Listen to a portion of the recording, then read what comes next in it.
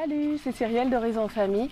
Aujourd'hui, j'ai envie de te parler d'un sujet qui me tient vraiment à cœur. C'est l'expression des émotions, la gestion des émotions chez les enfants. Quand on parle des émotions, on parle de la peur, de la colère, de la joie. D'abord, je devrais commencer par la joie, de la tristesse, du dégoût. Enfin voilà, il y a pas mal de... il y a 5-6 émotions. Après, ça dépend des psychologues. Certains en répertorient d'autres. Mais c'est des grandes catégories, on va dire, qui sont un peu celles que j'ai citées. Et en fait, le titre de ma vidéo, apprendre aux enfants à exprimer leurs émotions, il est complètement faux parce qu'on n'a pas besoin de leur apprendre aux enfants à exprimer leurs émotions, ils le font complètement naturellement. Un enfant triste, par exemple, il va pleurer fort et il va pleurer longtemps, quitte à nous mettre nous-mêmes mal à l'aise, nous adultes. Un enfant en colère, il va se rouler par terre, il va crier, enfin, il va l'exprimer aussi à sa manière. Et peu importe l'environnement, peu importe s'il est en public ou chez lui, ça n'a pas d'importance pour lui, il a besoin d'exprimer cette colère. Un enfant qui a peur, pareil, il va l'exprimer. Un enfant qui est heureux, c'est pareil, il va le crier sur tous les toits, il va sauter au cou de ses proches, de ses parents, il va rire fort, enfin voilà. Toutes ces émotions qui traversent les enfants, ils les expriment avec énormément d'intensité et ils le vivent à 100%. Donc on n'a pas besoin de leur apprendre à exprimer leurs émotions, mais par contre, on a besoin de savoir les laisser les exprimer. Notre rôle consiste simplement à laisser les enfants exprimer leurs émotions. Et on ne doit surtout pas les empêcher d'exprimer leurs émotions. Et c'est pourtant très très souvent ce qui se passe. En fait, on leur dit tout le temps, c'est ce qu'on leur apprend à réprimer leurs émotions. Donc à un enfant qui est en colère et qui va l'exprimer, on va lui dire un petit enfant sage ne doit pas se mettre en colère. Et du coup, on le fait culpabiliser, on va le dévaloriser, peut-être même qu'on va le punir. Et du coup, le résultat qui découle de ça, c'est que il va se dire à chaque fois que l'enfant va ressentir de la colère en lui, il va se dire qu'il ne doit pas montrer sa colère pour rester le petit enfant sage, le petit enfant tout gentil que ses parents veulent qu'il soit.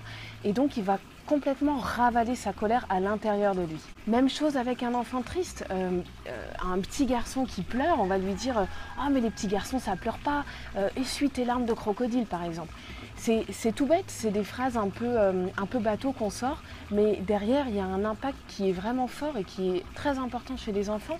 C'est que un enfant qui va être triste et qui va l'exprimer, si on lui dit ça, la prochaine fois, il va tout simplement se dire il ne faut surtout pas que je pleure, que j'exprime ma tristesse, parce que pour être un enfant fort comme mes parents voudraient que je sois, il ne faut pas que je pleure. Et donc pareil, il va refouler, il va ravaler ses larmes, il va les conserver à l'intérieur de lui et il ne va pas pouvoir les exprimer. Et le pire, c'est que même à un enfant heureux, on va lui apprendre à ne pas l'exprimer de manière trop intense. On va lui dire « Oh mais ne ris pas si fort » ou ne cours pas partout » ou « Calme-toi » ou bien je sais pas, tu sais pas tenir, tu me fais honte, parce que voilà, ils sont très expansifs et quand ils sont heureux, ils ont besoin de l'exprimer et ça fait du bruit effectivement. Et donc cet enfant qui se sent heureux, qui se sent joyeux, il va se dire qu'il ne faut pas l'exprimer trop fort parce que sinon il va passer pour un impoli ou je ne sais quoi. Et voilà comment on apprend à nos enfants dès le plus jeune âge à se couper de leurs émotions, à se couper de leur cœur et à se couper de ce qui se passe à l'intérieur d'eux. On leur apprend à contenir, on leur apprend à refouler leurs émotions, ce qui se passe en eux. Et pourtant, c'est indispensable, c'est vraiment essentiel de savoir exprimer nos émotions. Et ça, c'est pour plusieurs raisons. La première raison, c'est que c'est quelque chose d'inné, c'est quelque chose de complètement naturel. Et les enfants savent le faire avant que nous, adultes, leur apprenons à ne plus le faire. La deuxième raison, c'est que exprimer une émotion, ça nous permet de s'en libérer et de passer à autre chose. Alors que si on la refoule, eh bien on la garde à l'intérieur de nous et elle vient s'accumuler aux autres émotions qu'on a enfouies, qu'on a voulu étouffer et ça finit par nous bouffer, entre guillemets, enfin, ça finit par nous envahir à force d'accumuler les émotions enfouies. La troisième raison, c'est que exprimer ces émotions, c'est bon pour le corps. Il y a beaucoup de chercheurs, de médecins, de psychologues, etc., qui se mettent d'accord aujourd'hui pour dire que refouler ces émotions, nous conduit à beaucoup de maladies, d'infarctus, de cancer, etc.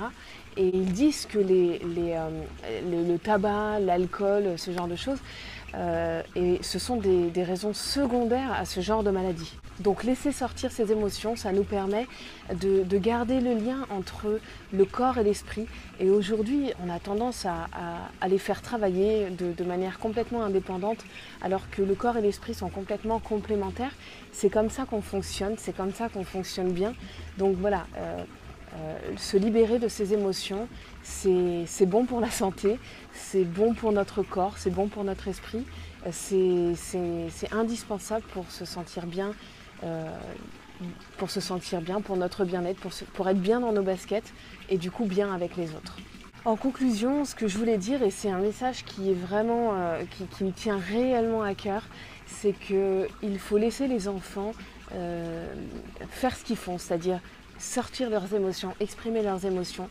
Ça fait du bruit, c'est vrai, mais ça leur fait du bien, c'est même indispensable pour eux, pour leur bien-être. Et j'irais même plus loin, je dirais que on devrait s'inspirer de nos enfants. Eux savent exprimer leurs émotions naturellement et nous, on doit s'inspirer d'eux pour réapprendre à le faire.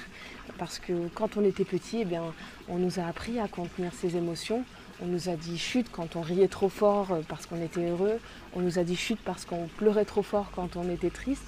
Et donc voilà, il faut réapprendre à se connecter à ces émotions-là qui sont en nous. Et pour ça, on peut s'inspirer de nos enfants qui le font absolument naturellement. Quand on prend le temps de les observer, de les écouter, de les regarder, eh bien, on s'aperçoit qu'on peut s'inspirer d'eux de ce point de vue-là. Voilà pour cette vidéo, voilà un peu le message que je voulais faire passer. C'est des notions qui sont pour moi essentielles, donc je voulais partager ça avec toi.